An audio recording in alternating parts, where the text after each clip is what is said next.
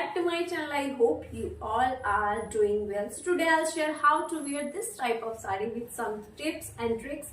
So without any further delay, let's start the video.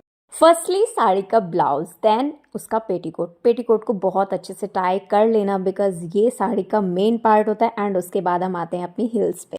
I know मेरी audience बहुत ज़्यादा smart है, but जिन लोगों को नहीं पता उनके लिए बता देती हूँ। जो फॉल वाला पार्ट होता है उसको हम नीचे की साइड अंदर पे रखेंगे और उसी एंड से अपनी साड़ी को टक इन करना स्टार्ट करेंगे। अब फर्स्ट राउंड के लिए अपनी जो नेवल होती है उससे लेफ्ट हैंड साइड पे थोड़ा सा स्टार्ट करेंगे टक इन करना और फर्स्ट राउंड कंप्लीट करेंगे। अब जो फर्स्ट राउंड आपका कंप्लीट होगा वो जस्ट नेवल पे कंप्लीट होने वाला है। उसके बाद आप अपने पल्लू को लेंगे और पल्लू को थोड़ा सा रफली कलेक्ट करेंगे। अभी पिनअप वगैरह कुछ नहीं करना है, जस्ट हम थोड़ा सा ओवरव्यू लेने के लिए कि कितनी लेंथ आपको रखनी है कितनी नहीं रखनी है। जस्ट एक राउंड करते हुए अपने लेफ़्ट वाले शोल्डर पे उसको जस्ट रख देंगे। अब इसके बाद हम अपनी साड़ी का सेंटर प्लेटिंग वाला पार्ट कंप्लीट करेंगे। अब सेंटर प्लेटिंग करना थोड़ा सा मुश्किल लगता है कुछ लोगों को बिकॉज़ वो यूज़ टू नहीं होते, तो मैं काफ़ी वियर करती रहती हूँ वीडियोस में ही सही, बट मैं बहुत वियर करती हूँ साड़ी, तो मुझे अच्छे से आती है सेंटर प्लेटिंग बनाने, या ऑलमोस्ट पूरी साड़ी को मैं बोल सकती हूँ। तो सेंटर प्लेटिंग बनाना इतना मुश्किल टास्क नहीं है, जब यूज़ टू हो जाते बहुत ही ईजी, सबसे ईजी आउटफिट कोई है तो वो साड़ी ही है। अच्छा, तो अब इसको एक लेवल में भी करना है हमें। साड़ी का जो प्लेटिंग कर लिए उसके बाद हम इसको एक लेवल में लेके आएंगे एंड उसको लेवल में लाने के बाद आप देख लेना नीचे वाली साइड ऊपर नीचे नहीं होनी चाहिए प्लेटिंग वाला पार्ट ना। फिर उसके बाद हम इसको अच्छे से पिनअप करेंगे। पिनअप अभी जस्ट हम अपनी प्लेटिंग वाले पार्ट को कर रहे हैं, अभी उसको किसी और चीज़ के साथ टकिंग नहीं कर रहे हैं या फिर उसको पिनअप नहीं कर रहे हैं। अब यहाँ पे पिनअप करने के बाद हमें क्या करना है, अपने पेटीकोट के साथ भी अपनी सेंटर प्लेटिंग को पिनअप करना है। वो जस्ट इसलिए कि कभी कभी ऐसा होता है कि चलते टाइम हमारी जो साड़ी होती है वो बहुत ही लूज़ हो जाती है।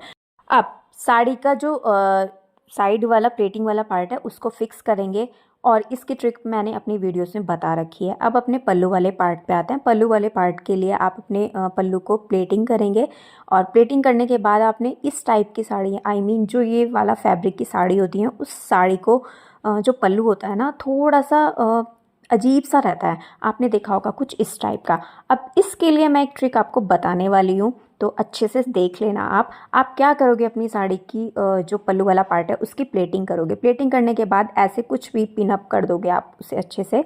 पिनअप करने के बाद बीच में भी कहीं पे आप उसको पिनअप कर देना या फिर कोई भी टिकटॉक वाली पिन लगा देना, कुछ भी आप लगा सकते हो। आई मीन ये करना है कि उसको अच्छे से उसकी जो हमने प्लेटिंग की है वो एज इट इज़ रहे।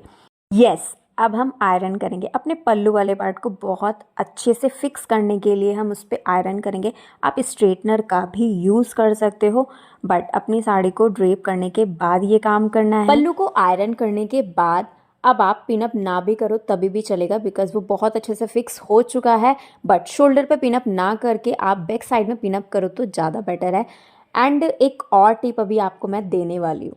अब आपको साड़ी को पहने पहने अपनी सेंटर प्लेट्स को आयरन करना है। मेक श्योर साड़ी पहनी भी होनी चाहिए। आप किसी सेकंड पर्सन की भी हेल्प ले सकते हो, मेरे पास नहीं था तो मैंने खुद से ही कर लिया। और इसके बाद आप अपनी साइड वाली प्लेटिंग को भी आयरन करें तो उसके बाद अपना लुक आप देखना कैसा आएगा। नाउ यू कैन सी कितना परफेक्टली साड़ी ड्रेप हुई है। मैंने अपनी साड़ी का जो पल्लू है उसको पिनअप भी नहीं कर रखा है बिकॉज मेरे ब्लाउज में स्पेस ही नहीं था। उसके बाद भी आप देख सकते हो कि मैं कितने अच्छे से कैरी कर पा रही हूँ बिकॉज ऑफ हमने जो आयरन की है वो वाले पार्ट की वजह से। अगर आपको इस टाइप का कुछ फैब्रिक ट्राई करना है साड़ी में तो आप ये वाली टिप्स और ट्रिक्स को ज़रूर से यूज़ करना एंड उसके बाद देखना रिजल्ट्स कितने अच्छे आने वाले हैं। So that's it for today, guys. If you are new on this channel, then do subscribe and catching up in the next video. Till then, bye bye.